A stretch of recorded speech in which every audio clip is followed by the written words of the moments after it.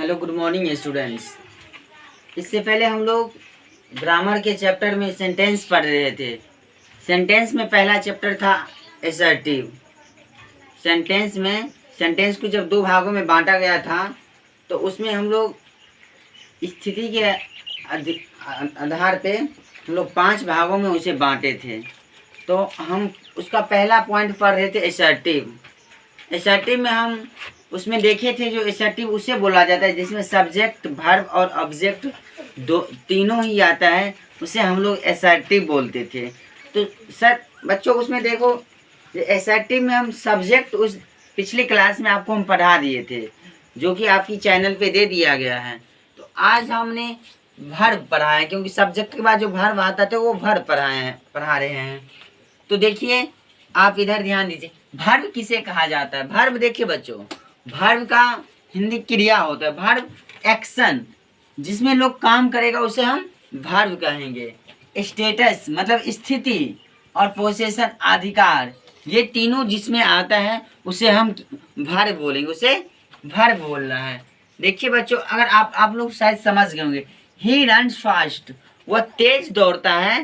तेज जो दौड़ता है तो उसका शरीर क्या कर रहा है, काम कर रहा है ना, तो सर उसका शरीर एक्शन में है, उसे ही हम लोग वर्ब बोलते हैं। तो आइए देखिए ना, the word which expresses action, status और position that is called verb. वह शब्द जो काम, स्थिति या अधिकार को व्यक्त करता है उसे वर्ब कहा जाता है। देखिए बच्चों, इधर जो हम वर्ब किसे बोलेंगे, जिसमें एक्शन, स्टेटस और पोजीशन आएगा उसे हम लोग वर्ब बोलते हैं।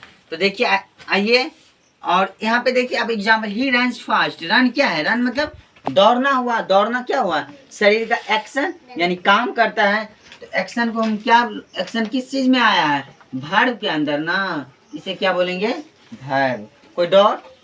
आगे देखिए, मिल्क इज वाइट, दूध उजला है। दूध कभी ब्लैक नहीं हो सकता है। दूध अगर उजला है तो उसका क्या है, स्थिति है, उसका स्थिति है जो उजला ही रहेगा। क्या रहेगा बच्चों, उजला ही। देखिए मिल्क इज वाइट, तो इज इसमें क्या है, वर्ब है।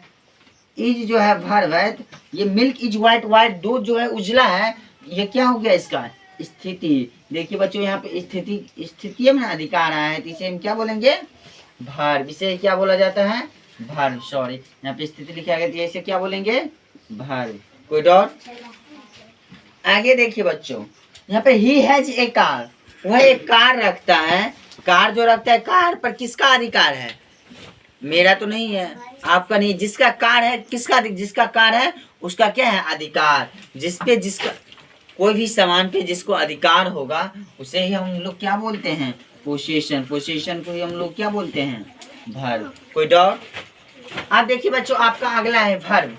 वर्ब को देखिए 2 भागों में बांटा गया। वर्ब को कितने भागों में बांटा गया है, 2 भागों में। कितने भागों में, 2। एक हेल्पिंग वर्ब जिसे एक्सुलरी वर्ब भी कहते हैं, दूसरा मैन वर्ब जिसे हम प्रिंसिपल वर्ब भी कहते हैं। यानी मैन वर्ब को ही हम प्रिंसिपल वर्ब कहते हैं और हेल्पिंग वर्ब को ही एक्सुलरी वर्ब। देखिए हेल्पिंग वर्ब के अंदर जो है, हेल्पिंग वर्ब के अंदर क्या सब आता है, is, am, are, was, where, has, have, had, do, does, did, shall, should, will, would, can, could, may, might, must, need, there, ought, used to, ought।